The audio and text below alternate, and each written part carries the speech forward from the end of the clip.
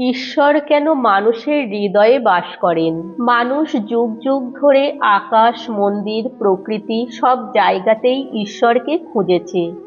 কিন্তু এক গভীর সত্য বারবার শাস্ত্র সাধকদের কথাই উঠে এসেছে। ঈশ্বর দূরে নন, তিনি মানুষের নিজের হৃদয়ের মধ্যেই বিরাজমান।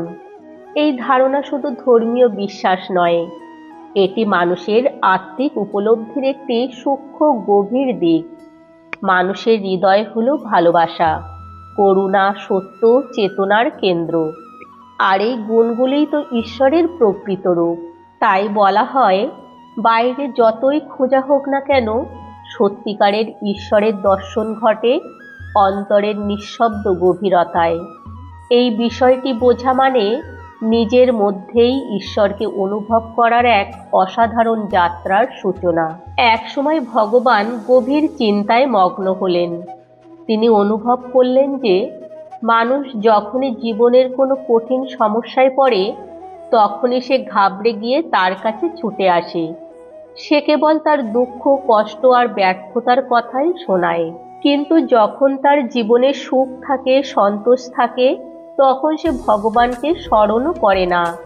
তার কাছে এসে সে কখনো কৃতজ্ঞতা প্রকাশ করে না, কেবল কিছু না কিছু চাইতেই থাকে। সব দেখে ভগবানের মনে এক বিচার এলো, আমি তো মানুষকে তার কর্ম অনুযায়ী সব কিছু দিই, তাও সামান্য কষ্টে সে অভিযোগের ঝুলি নিয়ে আমার সামনে দাঁড়িয়ে পড়ে।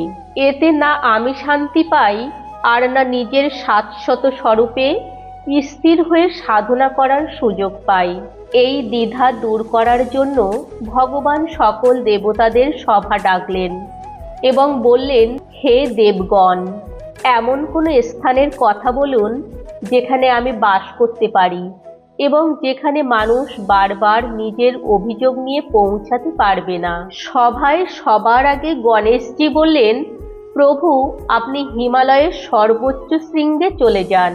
ভগবান হেসে বললেন, এই স্থানও মানুষের জন্য অসম্ভব নয়। সে তপস্যা আর প্রচেষ্টায় সেখানেও পৌঁছে যাবে। তখন ইন্দ্রদেব বললেন, আপনি গভীর মহাসাগরে নিবাস করুন। বরুণদেব সমর্থন করলেন।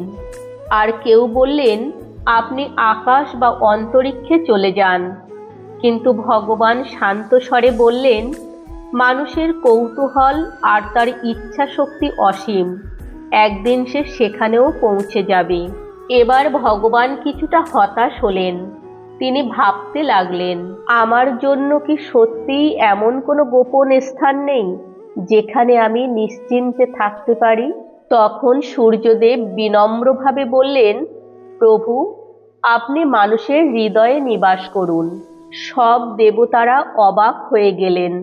সূর্যদেব বলতে লাগলেন, মানুষ সর্বদা বাইরে দেখে, পাহাড়ে, মন্দিরে, তীর্থে, আকাশে, পাতালে, কিন্তু সে কখনো নিজের ভেতরে উঁকি দেওয়ার সাহস করে না। সে আপনাকে সব জায়গায় খুঁজবে, কিন্তু নিজের হৃদয়ে নয়।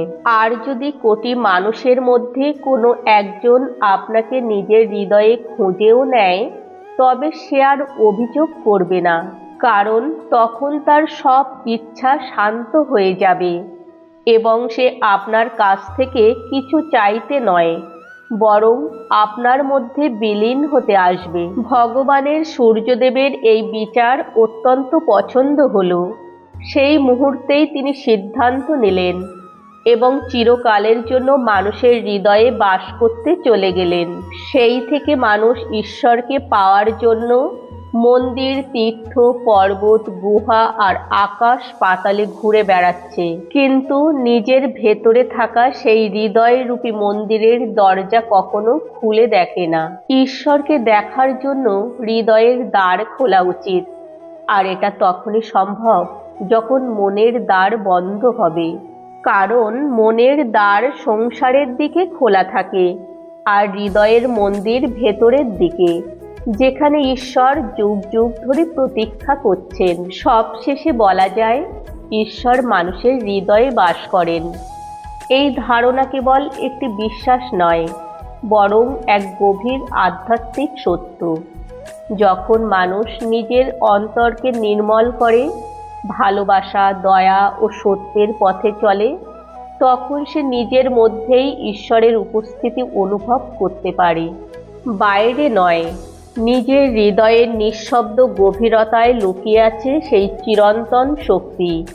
তাই ঈশ্বরকে খুঁজতে হলে দূরে কোথাও নয়, নিজের মন ও হৃদয়ের মধ্যেই খুঁজতে হবে। এই উপলব্ধি মানুষকে সত্যিকারের শান্তি, আনন্দ ও পরিপূর্ণতার পথে নিয়ে যায়। মূল শিক্ষা: মানুষের মন বাইরের জগতের মোহে আবদ্ধ থাকে, তাই সে শান্তি বাইরে খোঁজে। কিন্তু প্রকৃত শান্তি এবং পরমাত্মা আমাদের অন্তরেই বিরাজমান।